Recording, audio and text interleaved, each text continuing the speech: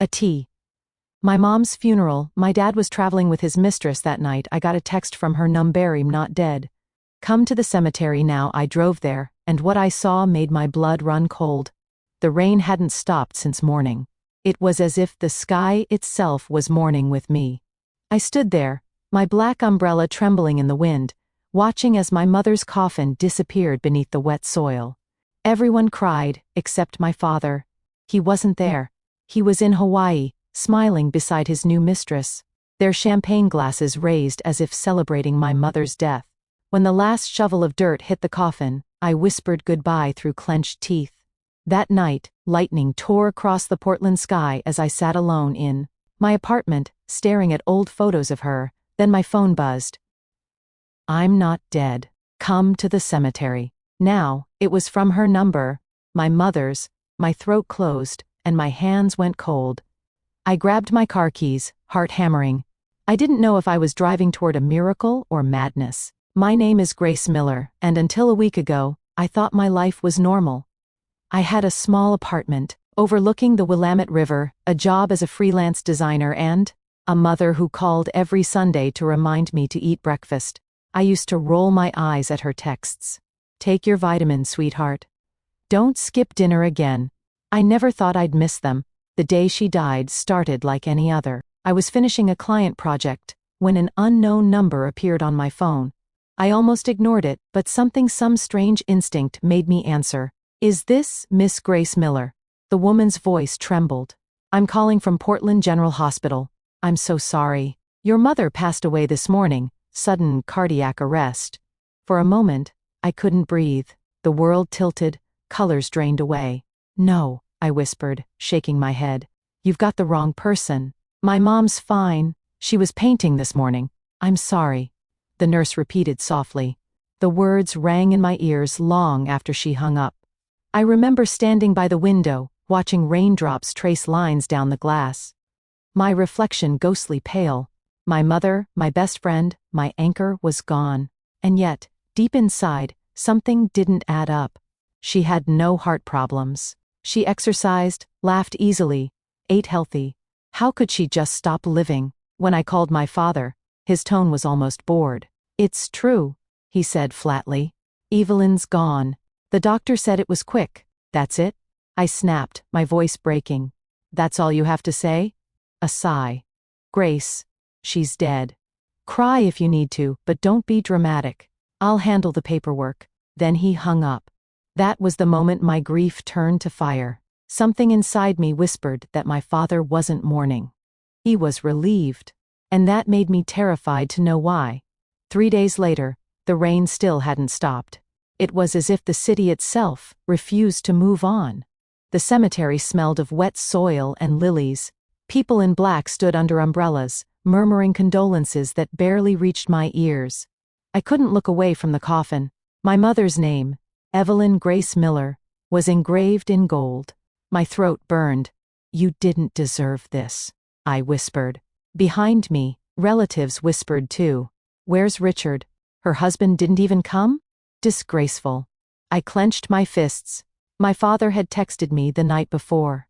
Busy with business overseas, handled the funeral. No apologies, no shame, just business. When the priest began to pray, I felt my legs tremble. My cousin's little girl, Ava, tugged my sleeve. Aunt Grace, she whispered. If Grandma's in heaven, can she see us? I knelt down, my voice breaking. Yes, baby. She can see us. She's watching right now, as the coffin lowered. A cold gust swept through, snapping my umbrella inside out. The priest's words blurred into the rhythm of falling rain. Every drop felt like a heartbeat I couldn't reach anymore. When it was over, everyone left, everyone except me. I stayed, staring at the freshly turned soil until my knees sank into the mud. Mom, I whispered. If there's any justice in this world, he'll pay for what he's done to you. I promise. Lightning flashed far in the distance, a white scar across the dark sky. I took it as an answer. That night, I drove home soaked and hollow. I showered, changed into one of her old sweaters, and sat in the dark, scrolling aimlessly through my father's social media. And that's when I saw it, his new post. A photo of him on a sunny beach, armed around a young woman with perfect hair. The caption read, "New beginnings." My heart stopped. My hands shook so hard I nearly dropped the phone. While I buried my mother in the rain, my father was smiling under a tropical sky. Something inside me broke, and something darker began to wake. That night, I couldn't sleep. Every creak of the apartment felt like a whisper from somewhere else. The storm outside howled through the cracks in my windows, and I kept seeing my mother's face, the way she looked in the coffin. Still and peaceful. Too peaceful. I tried to distract myself, scrolling through photos on my phone. Mom holding her paintbrush, laughing in the garden. Mom teaching me how to bake apple pie. Mom hugging me after my first breakup. Every memory hit like a blade. Then my phone buzzed.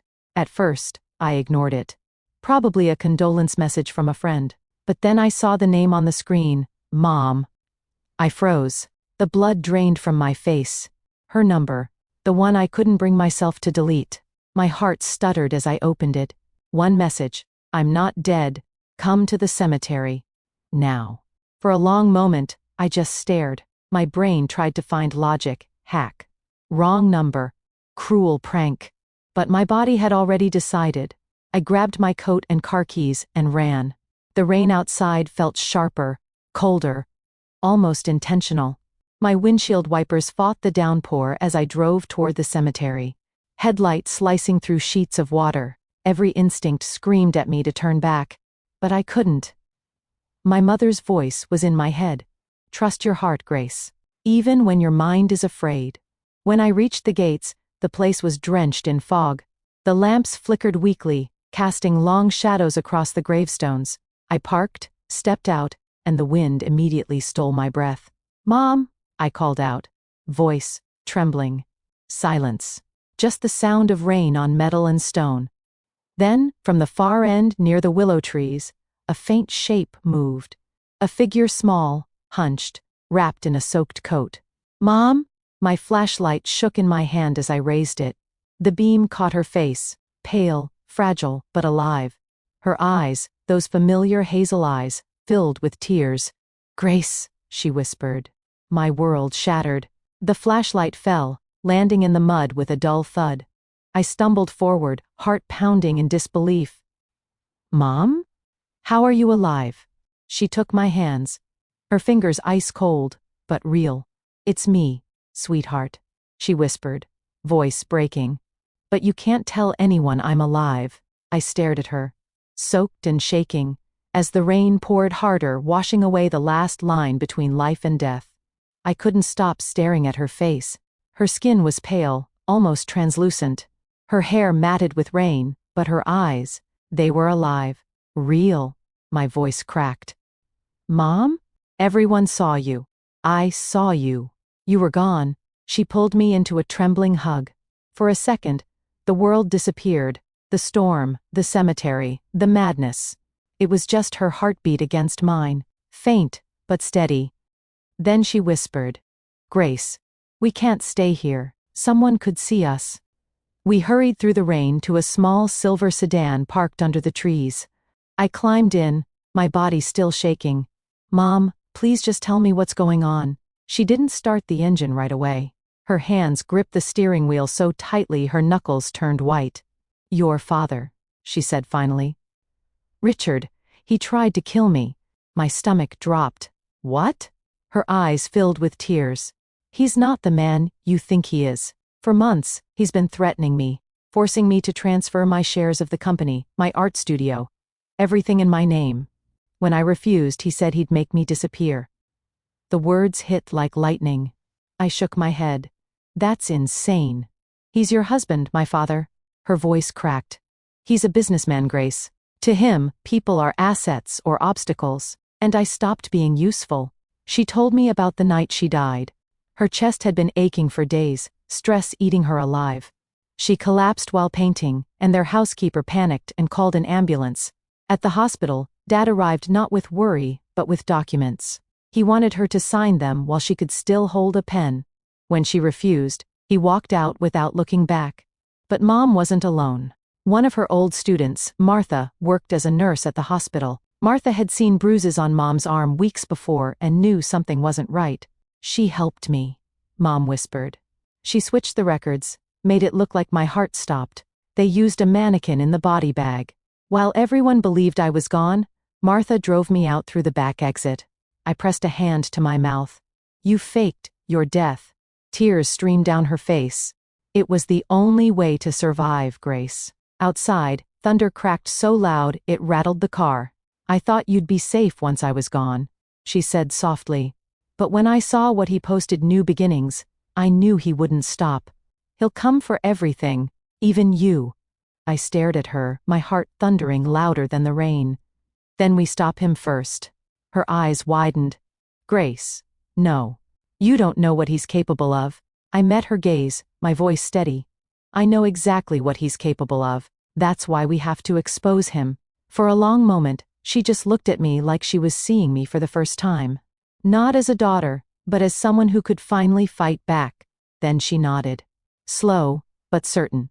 All right, but if we do this, we do it smart. No mistakes. The rain began to fade, leaving only the faint sound of water dripping from the trees. That was the moment I realized. My mother didn't die in that hospital.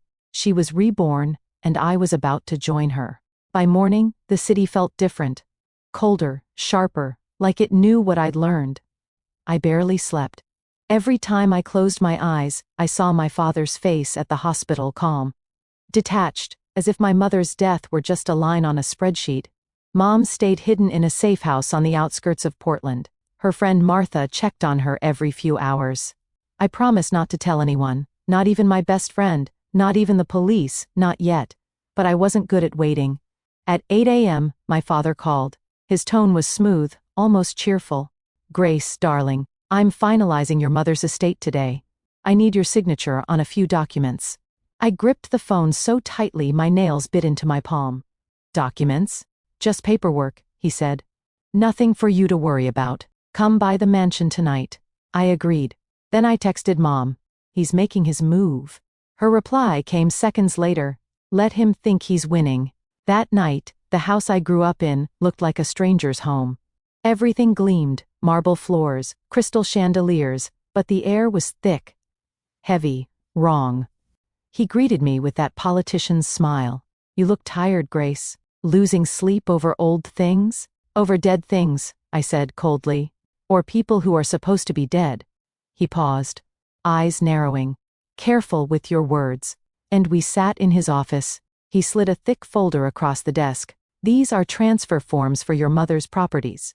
Since you're her only heir, I need you to sign to consolidate ownership. Then, we can move forward. I flipped through the pages, heart pounding.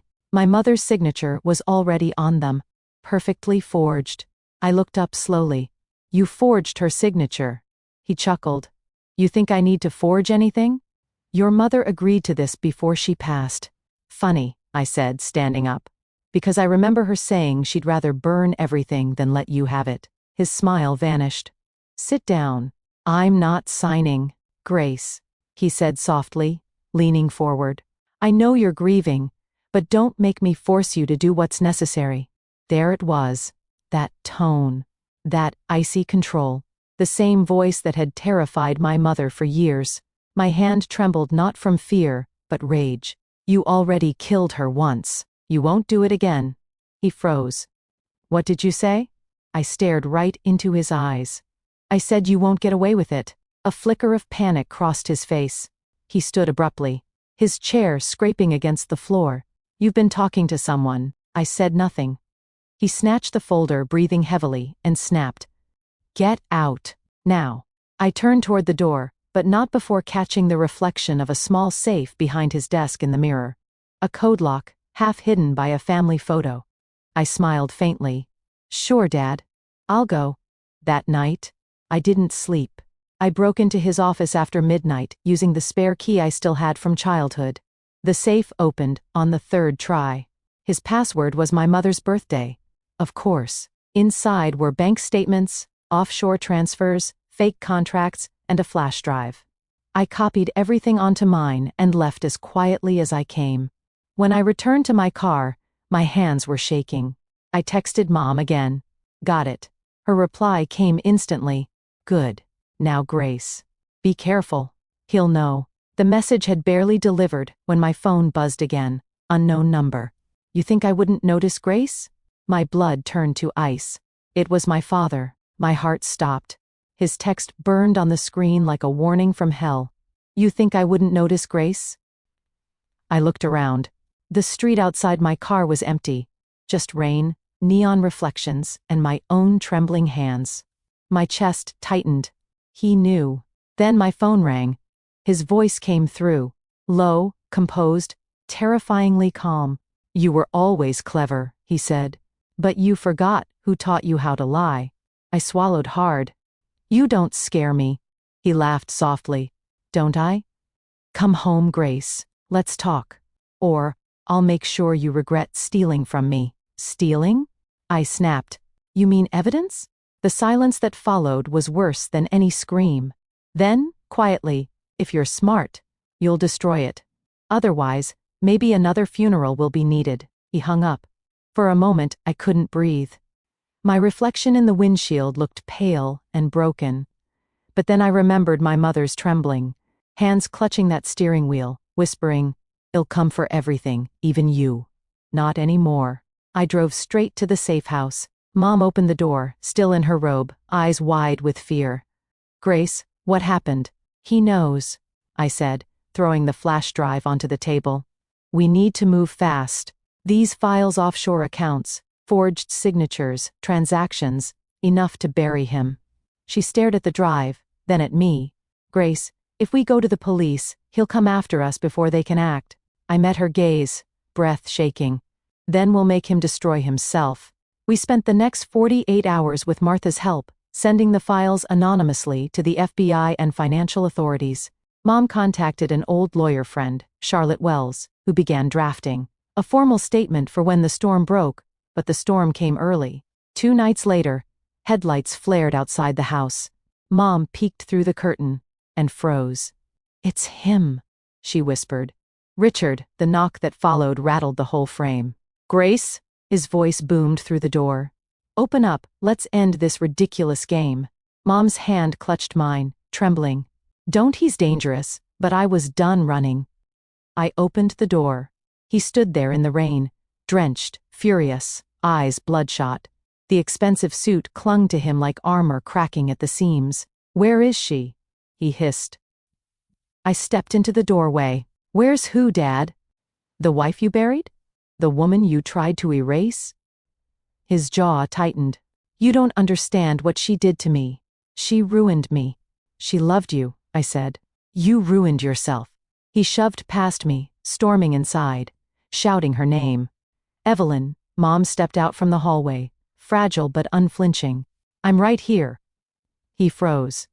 For a second, the rain outside seemed to stop. His face turned ghostly white. No, this isn't possible. You're dead. Mom's voice was steady. Steel beneath sorrow. You tried to make me dead. He laughed bitterly, trembling. You think you can take my life's work? Oh. My company? My name? You're nothing without me. I stepped between them. That's where you're wrong. Sirens echoed in the distance, growing louder. His face twisted. Realization dawning. What did you do? Mom's eyes never left his. What you taught us covered your tracks. Unfortunately, you left too many. Red and blue lights washed over the room as the front door burst open. FBI agents flooded in, guns drawn. Richard Miller, an officer shouted. You're under arrest for financial fraud, money laundering, and attempted homicide. He turned to me, desperation finally cracking through the arrogance. Grace, tell them they're wrong. Tell them you. I shook my head slowly. You buried the wrong woman, Dad. He lunged toward me, shouting something incoherent, but agents restrained him, twisting his arms behind his back. The rain outside roared again, drowning out his words. As they dragged him away, his gaze locked on my mother. You'll regret this. He spat. Mom just whispered, No, Richard. I already did. When the door closed, the house fell silent, except for the faint drip of water from the porch.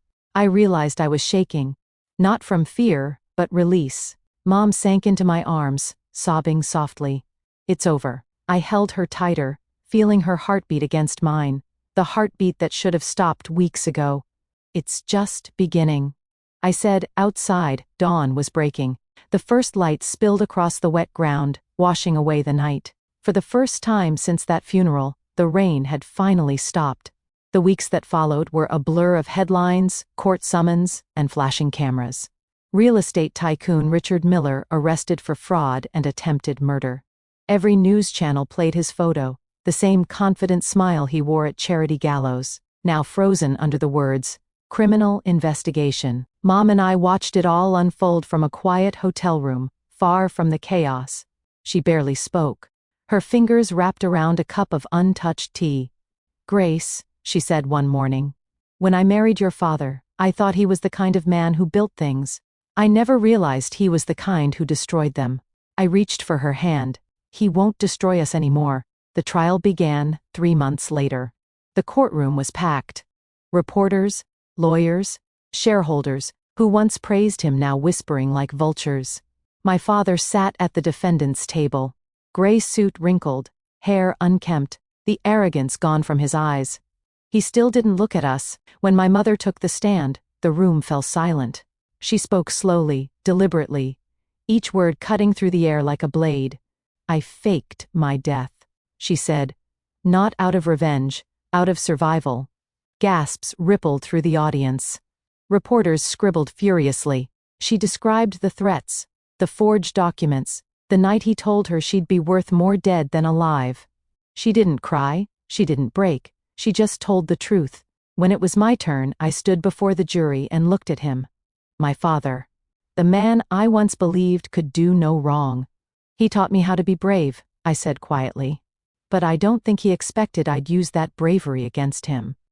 He finally met my eyes. For the first time I saw fear not of prison, but of the truth he couldn't control anymore.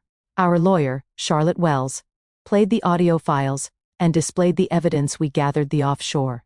Transfers, the falsified contracts, the argument recording between him and my late grandparents. The pieces of his empire collapsed, one by one, under the weight of his own deceit. When the verdict came, the room held its breath. Guilty on all charges, he closed his eyes. His shoulders sagged. No outburst, no denial, just silence. The judge's voice was clear and cold. "Richard Miller, you are hereby sentenced to 30 years in federal prison." The sound of the gavel echoed through the chamber like thunder after a storm. Mom exhaled, a tremor running through her, as if she'd been holding her breath for years. I reached for her hand, and she squeezed mine back, tears glistening but unshed. As they led him away in handcuffs, he glanced over his shoulder.